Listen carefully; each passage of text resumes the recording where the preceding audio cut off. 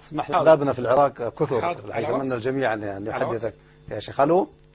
السلام عليكم ورحمة الله. عليكم السلام ورحمة الله وبركاته. أهلا وسهلا أخ عبد الكريم من العراق، تفضل. تحية لك أخي الفاضل، وتحية للشيخ الزغبي محمد. حفظك الله. اسمحوا لي، أنا بصراحة يعني منذ زمن أحاول أن أتصل بكم ولا أستطيع، والآن قدر الله عز وجل. يا إخوة، تفضل. أنا من بغداد. نعم. أناديكم من بغداد، ماذا أصابك يا بغداد بالعين؟ ألست قد كنت يوما قرة العين؟ الله أكبر. أنا أناديكم من العراق، يا خليلي، هل في مصر عين حزينة تبكي على بغداد لعلي أعينها؟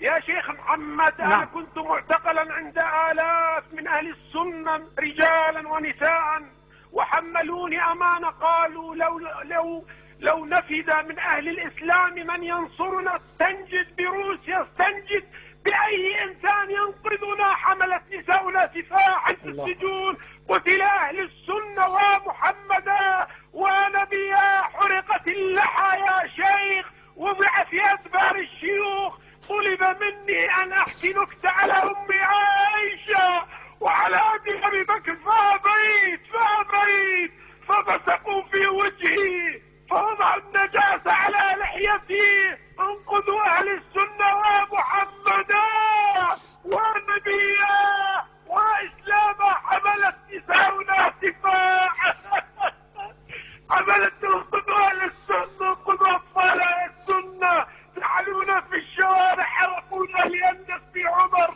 وبكر وعثمان، وما لنا من أصحاب رسول الله ونحن في السجون. قالوا احكي لنا نكتة عن عائشة، قلنا لا، فقطعوا أصابعنا وقلعوا أظافرنا.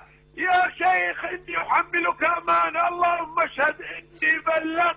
رأيت فتاة تغتصب وتقول والله أنا باكر، والله أنا حافظة القرآن، ثم قالت تنادي من يذهب إلى رسول الله ويقول عز الرجال عز الرجال، عرض رسول الله ينتهك. يا شيخ اسمع، بلغتك وأنا لا زالت أعراض الحرق على مكان حساس في جسمي، لأني فقط ابني اسمه عمر وبنت اسمها عائشة.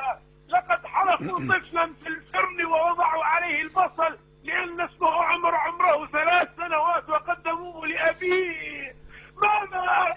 اللهم اشهد، اللهم انقذنا. هل من مغيث؟ أما من معتصم يغيث؟